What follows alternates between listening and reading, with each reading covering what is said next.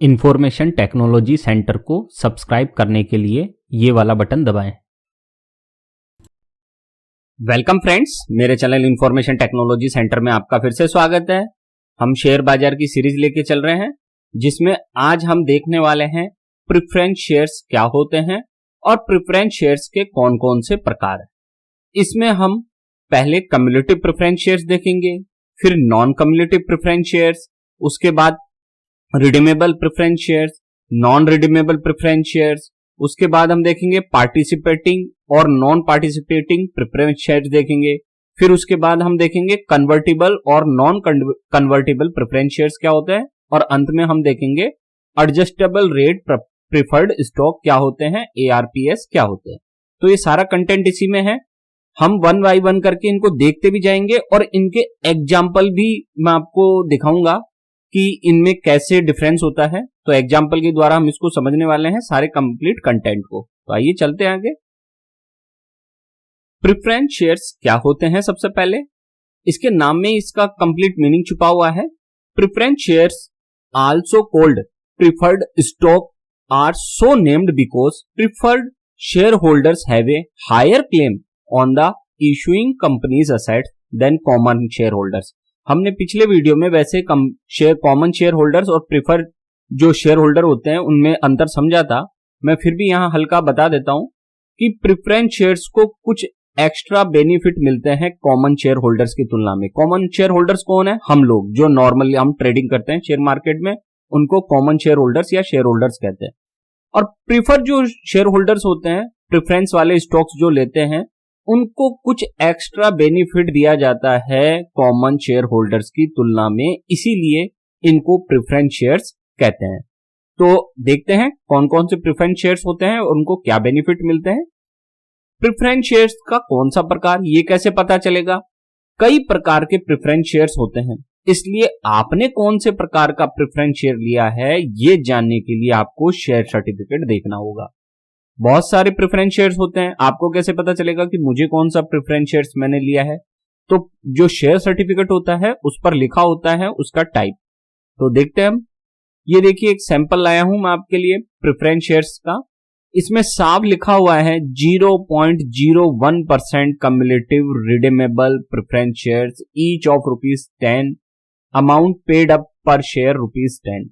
तो इस तरीके से आपको ये पता चल जाएगा कि किस टाइप का आपका प्रेफरेंस शेयर है, और इस तरह से ये शेयर सर्टिफिकेट आता है। आजकल शेयर सर्टिफिकेट दूसरे और आने लग गए हैं, मेरे पास जो अवेलेबल हुआ मैं एग्जांपल के लिए आपके पास लाया हूं। ठीक, आगे बढ़ते हैं। अब हम देखते हैं टाइप्स ऑफ प्रेफरेंस शेयर्स का पहला प्रकार कम्युलेटिव प्रेफरेंस शेयर्स क्या होते हैं, इसको समझते हैं। पहले हम इसकी थ्योरी समझेंगे, फिर इसको प्रैक्टिकल एग्जांपल के द्वारा समझेंगे। These shares come with a provision that entitles shareholders to receive dividends in arrears। सरल सी भाषा में क्यूमुलेटिव का मतलब क्या होता है? जुड़ता हुआ, आगे बढ़ता हुआ। तो इसमें क्या होता है कि डिविडेंड अगर किसी वर्ष नहीं मिला है तो वो एरियर के रूप में अगले वर्ष मिल जाएगा। यही क्यूमुलेटिव प्रेफरेंस शेयर है completely. So when a company does not make enough profits in a year to pay dividends, they pay cumulative dividends in the following year। होता क्या है, मान लीजिए सारे वर्षों में कंपनी ने प्रॉफिट प्राप्त नहीं किया, प्रॉफिट गेन नहीं किया, तो फिर क्या होगा? जिस साल उसको प्रॉफिट नहीं हुआ उस साल वो डिविडेंड नहीं देगी, लेकिन उसके अगले सालों में उसको डिविडेंड देना होगा। देखिए इसको यूं समझते हैं कि मान लीजिए टोटल है ईयर्स 1 से लेके 2, 3, 4, 5 साल है। मान लीजिए कंपनी ने पहले साल 10% प्रॉफिट कमाया, ठीक है, या ₹100 का प्रॉफिट कमाया, और डिविडेंड की पहले से तय, ध्यान रखना पहले से ही तय हो जाता है कि डिविडेंड कंपनी को कितना देगी शेयर होल्डर्स को, प्रेफरेंस वालों को। तो मान लीजिए हम हमारे कंप्लीट इस उदाहरण में कंप्लीट प्रेफरेंस शेयर होल्डर्स में हम मान लेते हैं कि कंपनी और प्रेफरेंस वालों के बीच में तय हो गया कि 10% डिविडेंड मिलेगा जब भी कंपनी को प्रॉफिट होगा। ठीक है, अब कंपनी को पहले साल ₹100 का प्रॉफिट हुआ, ठीक है, नेट प्रॉफिट, तो वो उसका 10% किसको दे देगी? प्रेफरेंस शेयर होल्डर्स को दे देगी बेनिफिट। फिर दूसरे साल उसको प्रॉफिट हुआ, तो वो दे देगी। लेकिन तीसरे साल नहीं हुआ मान लो उसको प्रॉफिट, तो चौथे साल में क्या करेगी कंपनी, तीसरे साल में जो प्रॉफिट नहीं दिया था उसको प्लस करके देगी। ठीक है, ऐसे ही मान लीजिए कोई पहले साल, दूसरा साल, तीसरा, चौथा, पांचवा, छठा साल हो गया, कंपनी ने पहले साल किसी कारणवश उसे प्रॉफिट नहीं हुआ तो आपको डिविडेंड नहीं दिया, दूसरे साल भी नहीं हुआ कंपनी को तो भी डिविडेंड नहीं दिया, तीसरे साल कंपनी को प्रॉफिट नहीं हुआ तो भी डिविडेंड नहीं दिया, चौथे साल में कंपनी को प्रॉफिट हुआ तो कंपनी क्या करेगी कि चौथे साल का डिविडेंड तो देगी आपको, साथ में पहले, दूसरे और तीसरे साल के डिविडेंड का जो एरियर बनता है वो भी प्लस करके दिया जाएगा। ये है सारा खेल इसका डिविडेंड का। तो क्लियर हुआ आपको कि कम्युलेटिव प्रेफरेंस शेयर्स जिनके पास होंगे उन्हें हमेशा डिविडेंड मिलेगा। अगर किसी कारणवश कंपनी को नुकसान हुआ है उस वर्ष में तो उसके अगले वर्षों में उसको कम्युलेटिव करते हुए डिविडेंड का एरियर दे दिया जाएगा। दे पे cumulative dividends in the following year. ठीक है, तो कहने का मतलब इनको कभी भी डिविडेंड का नुकसान नहीं होता है, ये हमेशा इनको डिविडेंड मिलता रहता है। अब आगे रहते हैं, क्योंकि इनकी फिक्स रेट होती है, मैं फिर से बात कर रहा हूं, जो प्रेफरेंस शेयर्स होते हैं उनकी डिविडेंड की रेट पहले से फिक्स्ड होती है। तो ये नहीं है कि सर डिविडेंड हुआ नहीं तो फिर किस आधार पर वो पे करेंगे, तो पहले से डिविडेंड की रेट फिक्स होती है कि मुझे हर साल इतना % आप बेनिफिट देंगे क्योंकि मैं आपका प्रेफरेंस शेयर होल्डर हूं। प्रेफरेंस शेयर होल्डर होने का मतलब यही है कि एक निश्चित प्रतिशत तय कर दिया जाना कि इतना % डिविडेंड आप मेरे को हर साल देंगे। ठीक है, अब दूसरा आता है पॉइंट अपना नॉन कम्युलेटिव प्रेफरेंस शेयर्स। ये इसका जस्ट उल्टा है कम्युलेटिव का। These shares do not accumulate dividends. It is mostly because non-cumulative preference shareholders are paid from the current year's net profit. जो non-cumulative preference shareholders होते हैं उनको जो बेनिफिट होता है तभी मिलता है जब कंपनी को उस साल नेट प्रॉफिट होता है। अगर कंपनी को नेट प्रॉफिट नहीं हुआ है तो नॉन कम्युलेटिव जिनके पास प्रेफरेंस शेयर्स हैं उन्हें किसी भी प्रकार का डिविडेंड का एरियर अगले वर्ष में नहीं मिलेगा। So if a company is met with loss in a particular year the outstanding dividends can not be claimed by share holders from future profits. तो कहने का मतलब, अगर इसको एग्जाम्पल से फिर से समझे, कोई वर्ष 1, 2, 3, 4, 5 है, किसी कंपनी को पहले साल में प्रॉफिट हुआ 100 रुपए का, तो हमने कितना मान रखा है डिविडेंड की रेट, हमने अभी थोड़ी देर पहले कितनी मानी थी, 10% हो रखा है अग्रीमेंट किसके बीच में, प्रेफरेंस शेयर होल्डर्स और कंपनी के बीच में। तो कंपनी को पहले साल में 100 रुपए का नेट प्रॉफिट हुआ तो वो उसका 10 रुपए किसको दे देगी, प्रेफरेंस शेयर होल्डर्स को। दूसरा, फिर अगर उसको अगले साल नहीं हुआ तो वो नहीं देगी। अब हम क्या देख रहे हैं इस वक्त, नॉन कम्युलेटिव। नॉन कम्युलेटिव का खेल में क्या है कि अगले साल कंपनी को 100 रुपए का बेनिफिट हुआ तो वो उसका 10% ही देगी। दूसरे वर्ष जो उसने बेनिफिट नहीं दिया था वो क्लेम नहीं किया जा सकता। यहां एरियर का सिस्टम नहीं होता। यहां क्या सिस्टम होता है कि करंट ईयर में जो प्रॉफिट होगा केवल उसी का डिविडेंड मिलेगा, किसी प्रकार का पिछले वर्षों का कोई डिविडेंड का एरियर नहीं मिलेगा। ये डिफरेंस है कम्युलेटिव और नॉन कम्युलेटिव में। कम्युलेटिव में तो क्या है, नहीं मिलता तो आगे जुड़ता जाता है, प्लस होता जाता है, फिर जब भी प्रॉफिट होगा कंपनी का वो दे दिया जाता है। लेकिन जो नॉन कम्युलेटिव है उसमें वो हमेशा करंट ईयर में है तो प्लस, नहीं है तो जीरो, बस ऐसे चलता रहता है इनका खेल, प्लस जीरो, और अगर नहीं हुआ तो अंत में जीरो, और हुआ है तो अंत में प्लस। ठीक है, अब आगे बढ़ते हैं।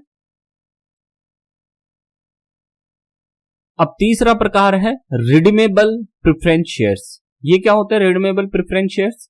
Redeemable preference shares are also known as callable preferred stock. इनको कॉलेबल प्रिफर्ड स्टॉक के नाम से भी जानते हैं, जिनको रिडीम किया जा सकता है। रिडीमेबल प्रेफरेंस शेयर्स आर दो शेयर्स विच आर रिडीम्ड और repaid after the expiry of A stipulated period. इसमें क्या होता है, जो रिडीमेबल प्रेफरेंस शेयर होल्डर्स होते हैं उनको अपने शेयर्स के बदले में क्या किया जाता है, रीपे किया जाता है एक्सपायरी पर। जब भी उनकी एक्सपायरी होगी शेयर्स की, उनको रीपेमेंट कर दिया जाता है। The redeemable preference shares are repurchased at a fixed rate on a fixed date और by announcing the same in advance. जो रिडीमेबल प्रेफरेंस शेयर्स होते हैं वो कंपनी क्या करती है, रीपरचेज कर लेती है। जो फिक्स रेट होती है, जो पहले से तय निर्धारित उनकी शर्तें होती हैं, उसके आधार पर उसे रीपरचेज कर लिया जाता है और उस टाइम पीरियड में रीपरचेज कर लिया जाता है। अब इसको एक उदाहरण से समझते हैं। अब देखिए एग्जांपल इसका, कि मान लीजिए रिडीमेबल शेयर के बारे में बात कर रहे हैं हम। तो मान लीजिए कोई कंपनी और रिडीमेबल शेयर होल्डर्स के बीच में कॉन्ट्रैक्ट हो गया है कि 5 साल में कंपनी रिडीम कर लेगी, रीपेमेंट कर देगी। इसका मतलब क्या हुआ कि मान लीजिए कि रिडीमेबल शेयर होल्डर्स ने 100 रुपए पर शेयर के हिसाब से शेयर्स खरीदे थे कंपनी से, तो 5 साल बाद वो मेच्योर हो जाएंगे, क्योंकि अग्रीमेंट 5 साल का हुआ है, 5 वर्ष का हुआ है। तो जितने वर्षों का अग्रीमेंट हुआ है उस वर्षों के बाद कंपनी सारा का सारा शेयर्स शेयर होल्डर्स से वापिस से ले लेगी और उस शेयर होल्डर्स को बदले में जो प्राइस तय की गई थी, जो अग्रीमेंट हुआ था दोनों के बीच में, उसके आधार पर वापिस से सारा पैसा उसको रीपेमेंट कर दिया जाएगा और इस प्रकार से कंपनी रीपरचेज कर लेती है सारे शेयर्स को।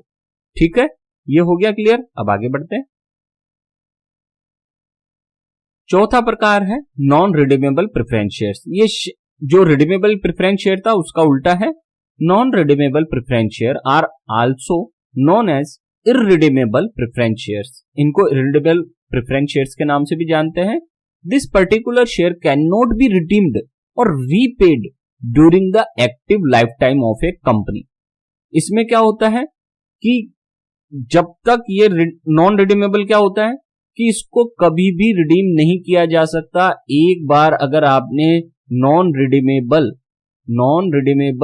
खरीद लिया प्रेफरेंस शेयर, तो आपको कभी भी इसका पैसा वापस नहीं मिलेगा। मान लीजिए आपने 1 करोड़ रुपए लगा दिया नॉन रिडीमेबल खरीदने में, तो आप जिंदगी में वापस कभी भी 1 करोड़ रुपए नहीं ले सकते।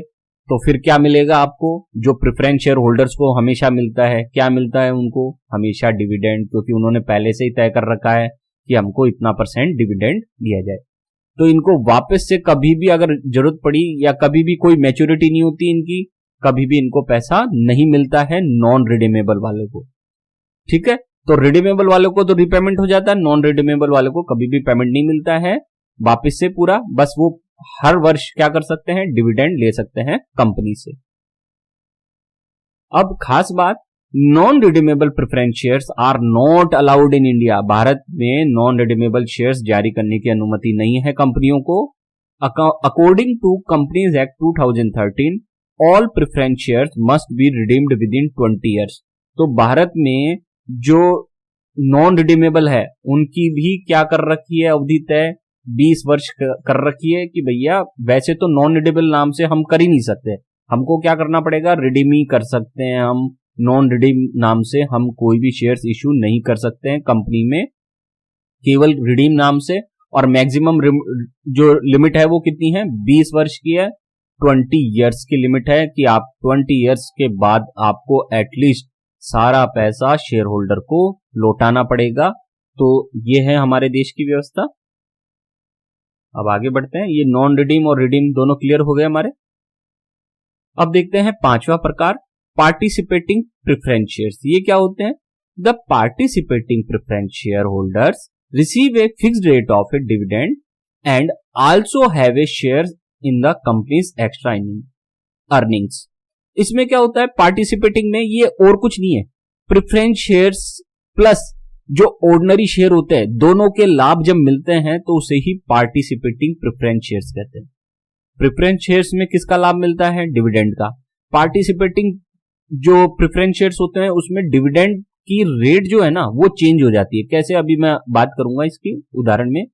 Participating preference share holders are entitled to share the surplus profit of the company in addition to preference dividend. इसमें क्या होता है कि जो जिसके पास पार्टिसिपेटिंग प्रेफरेंस शेयर होते हैं उसको सरप्लस प्रॉफिट भी मिलता है। डिविडेंड तो मिलता ही है, साथ में जो सरप्लस प्रॉफिट हुआ है कंपनी को उसमें भी उसको हिस्सा मिलता है। इसी कारण इसे पार्टिसिपेटिंग प्रेफरेंस शेयर्स कहते हैं। अब देखिए, इसको समझिए कि मान लीजिए अभी हमने बात की थी कि कितने परसेंट का डिविडेंड तय कर रखा है प्रेफरेंस शेयर होल्डर्स ने, 10% का कर रखा है। हमने ये मान लिया है शुरुआत में ही कि प्रेफरेंस शेयर होल्डर जो भी हैं उसके बीच और कंपनी के बीच में डिविडेंड की रेट क्या हुई है तय, 10%। अब मान लीजिए कंपनी को मुनाफा ज्यादा हो रहा है, बहुत ज्यादा मुनाफा हो रहा है, और वो जो अपने ऑर्डिनरी शेयर होल्डर्स हैं, ऑर्डिनरी जो शेयर होल्डर्स है उनको मुनाफा दे रही है 20% का। अब इस हिसाब से तो इनको नुकसान होने लग गया, क्योंकि जो ऑर्डिनरी शेयर होल्डर्स है उनको 20% का डिविडेंड बांटा जा रहा है ना, और इनको कितना बांटा जा रहा है, केवल 10% का। तो जो पार्टिसिपेटिंग वाले होते हैं उनको ये फायदा होता है कि इन्हें 10% नहीं, इनको किस रेट से मिलेगा डिविडेंड, 20% की रेट से। इनको कितनी रेट से मिलेगा, 20% की रेट से मिलेगा। और अगर मार्केट में मान लीजिए 5% ही दे रही है कंपनी रिटर्न, तो इनको 10% की रेट से मिलेगा। यानी कि जो भी हायर होगी उस रेट से इनको डिविडेंड मिलेगा जो पार्टिसिपेटिंग में है। जिनके पास पार्टिसिपेटिंग प्रेफरेंस शेयर्स हैं उन्हें हायर रेट से डिविडेंड मिलता है। अगर उनकी खुद की डिविडेंड रेट तेज है तो उन्हें उससे मिलेगा, जैसे 10% है तो 10% है तो 10% मिलेगा, और अगर 20% ऑर्डिनरी शेयर्स को मिल रहा है डिविडेंड तो उनको 20% की दर से डिविडेंड मिलेगा। ये है डिफरेंस। इसलिए पार्टिसिपेटिंग शेयर्स में ज्यादा फायदा होता है क्योंकि वो ऑर्डिनरी शेयर्स का भी फायदा उठा सकते हैं। तो ये क्लियर हुआ हमारा पार्टिसिपेटिंग वाला। अगला है छठा, नॉन पार्टिसिपेटिंग प्रेफरेंस शेयर्स। ये क्या होते हैं, इसका उल्टा है पार्टिसिपेटिंग का। Non participating preference share holders do not have a share in the extra earnings और surplus assets during the liquidation of a company. तो जैसे पार्टिसिपेटिंग प्रेफरेंस में तो उसको क्या मिल रहा था, डिविडेंड प्लस एक्स्ट्रा जो सरप्लस हुआ था उसका भी डिविडेंड मिल रहा था। लेकिन इस केस में जो कंपनी और शेयर होल्डर्स के बीच में तय हुई है, जैसे हमने मान लिया था कि 10% तय हुई है तो वो 10% ही डिविडेंड मिलेगा।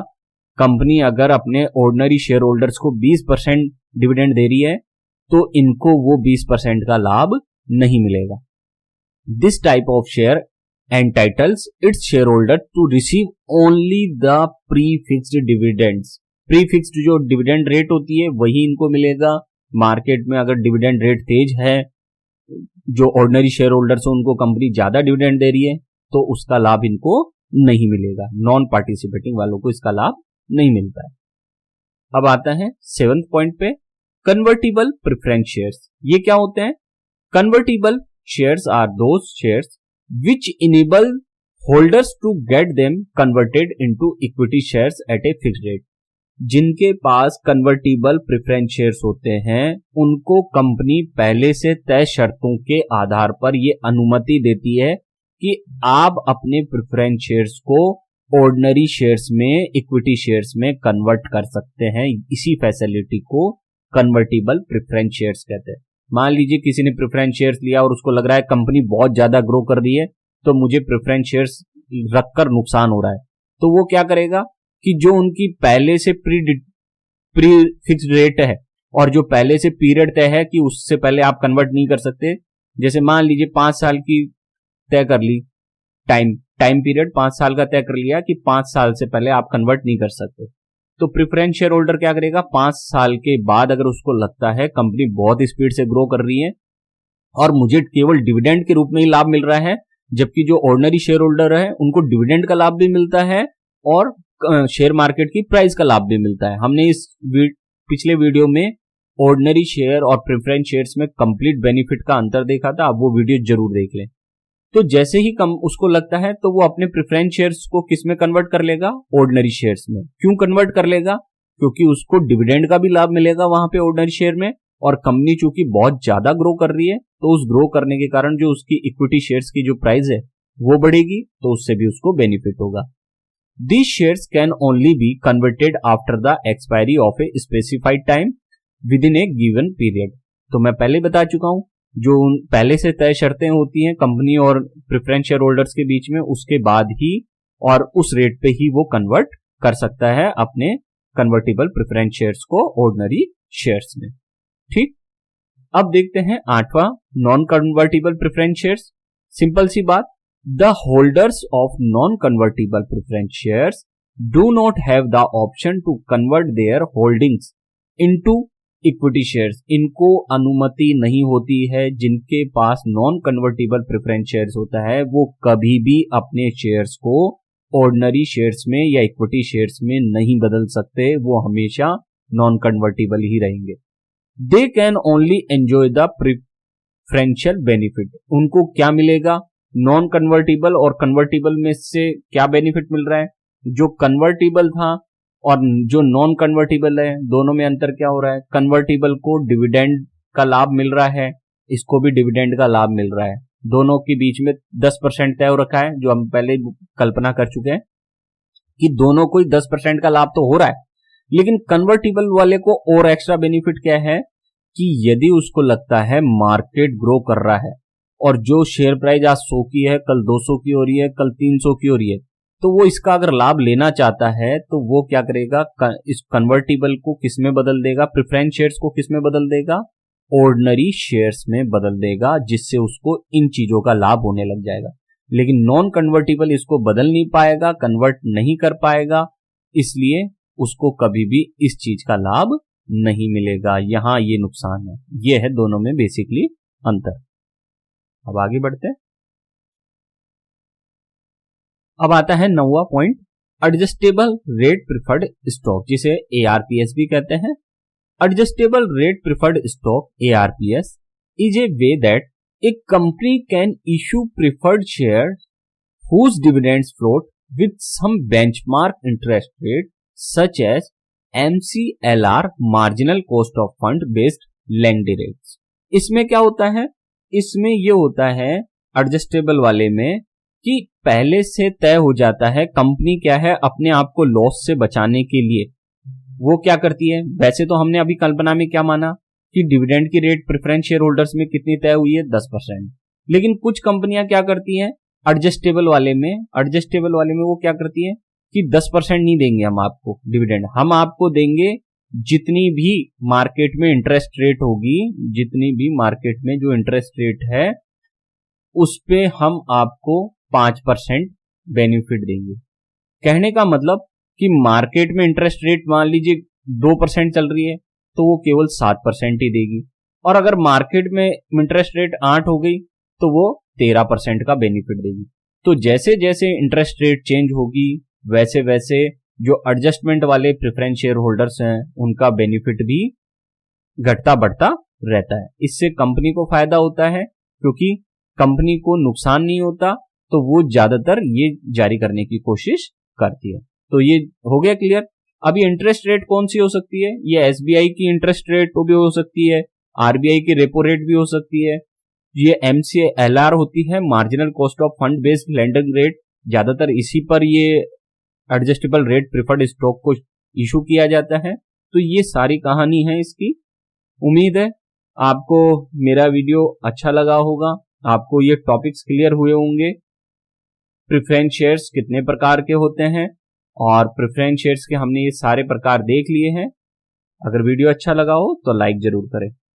मेरे चैनल पर आपको संपूर्ण शेयर बाजार और NPS नेशनल पेंशन स्कीम की 100% सही और संपूर्ण जानकारी मिलेगी।